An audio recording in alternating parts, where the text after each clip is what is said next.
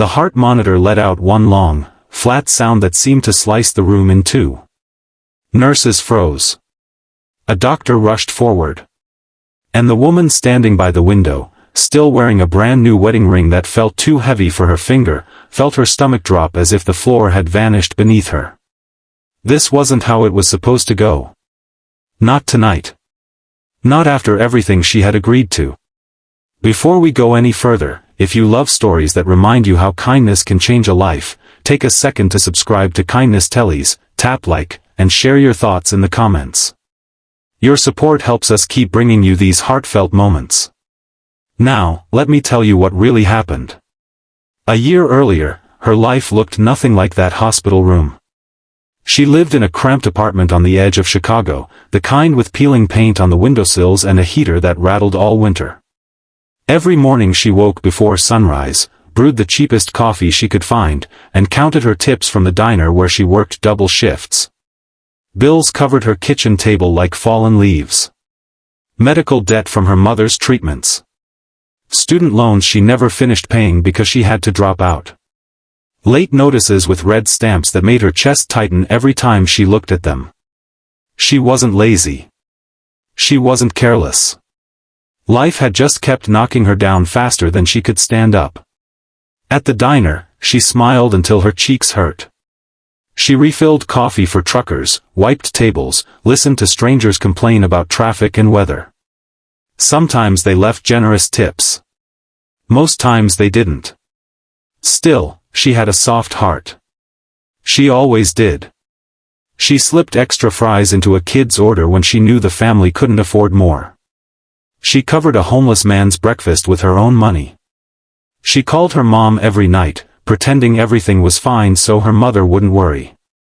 But kindness didn't pay rent. One afternoon, after getting a final eviction warning taped to her door, she broke down on the apartment stairs and cried so hard she couldn't breathe. That's when her phone buzzed with a message from an old college friend she hadn't spoken to in years. It was a strange offer. The friend now worked for a private legal firm that handled discreet personal matters for wealthy clients.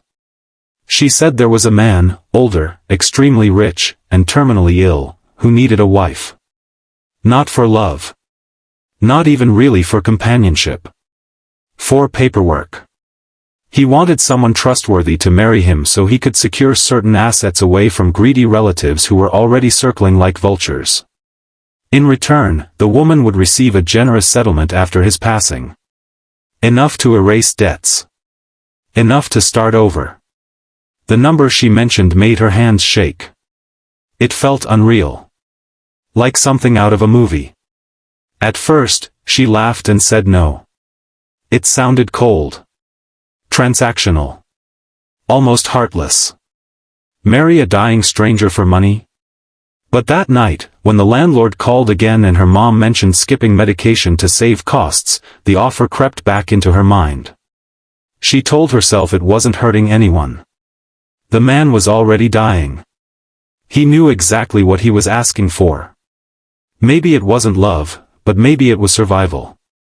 A week later, she found herself riding an elevator up 30 floors of a downtown hospital, staring at her reflection in the polished metal walls. Her thrift store dress looked small and plain against the luxury around her. When the doors opened, she expected something intimidating. Security guards. Lawyers. Cold faces. Instead, she found a quiet room with sunlight pouring through the windows. And a man in a hospital bed who looked tired. Not powerful. Not scary. Just tired. His hair was silver, his skin pale, his body thinner than it should have been. Tubes and machines surrounded him. But his eyes were warm, almost gentle. He smiled when she walked in, like he was relieved to see her.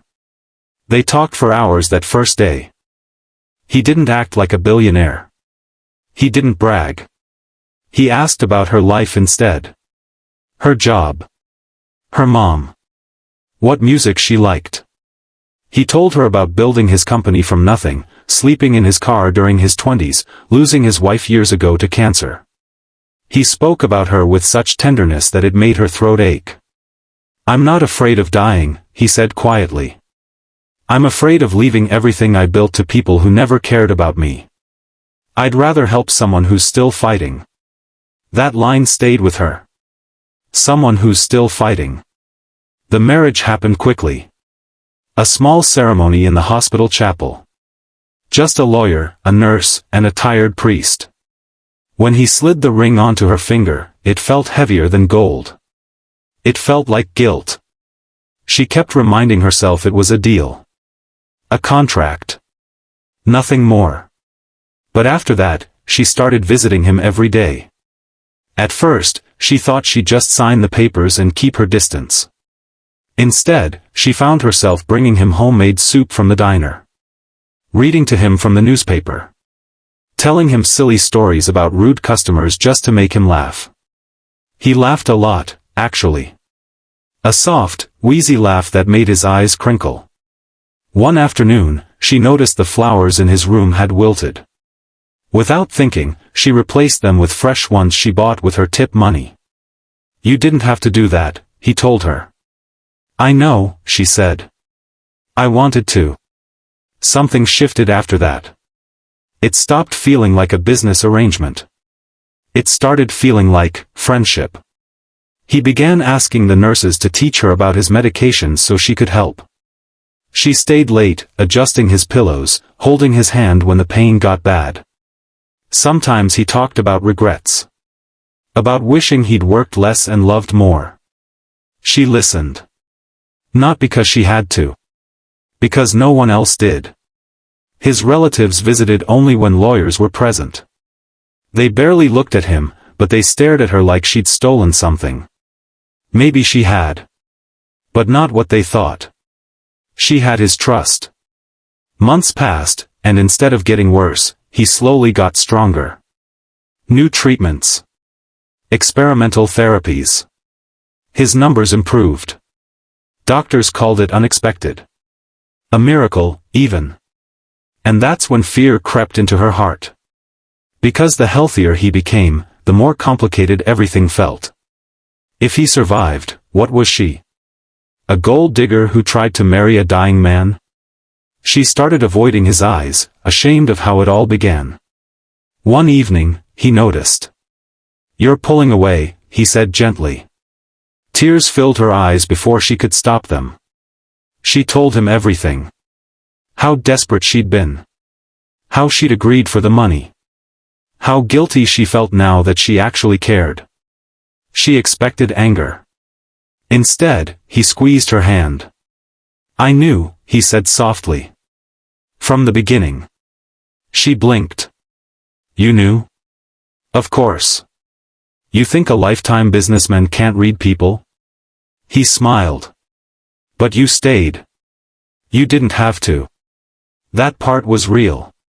That night, the weight in her chest lifted for the first time. Then came the moment in the hospital room, months later, when the machine screamed and the heart monitor flattened. The doctors rushed in. She thought she had lost him. Her knees nearly gave out. Not because of the money.